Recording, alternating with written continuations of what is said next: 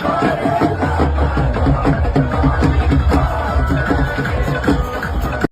हाँ, देख लिए होंगे आप लोग। देखने में तो आप लोग पीछे रहते नहीं हैं। देखिए स्टेडियम में फिर से भोजपुरिया गाना पर कमरिए करे लॉलीपॉप पर देखिए कैसे अपना अपना सब लोग कमर लचका रहे हैं। का लचके हुए कमर, लेकिन हाँ गाना थोड़ा वो सबसे अच्छा है।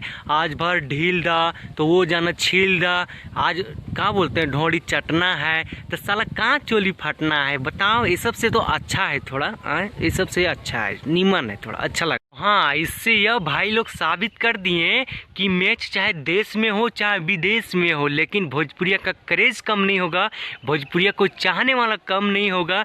अभी तो का लॉलीपॉप चल रहा है, अभी ढोड़ी उड़ी तो बचले है। देखते जाइए आगे कहीं वो ना चला दे। ये सब से बच के रहिएगा थोड़ा, काहे कि वहाँ पे फैमिली के साथ बहुत लोग जाते हैं, तो ये ढोड़ी चोली वहाँ पे मत कीजिएगा, ठीक है।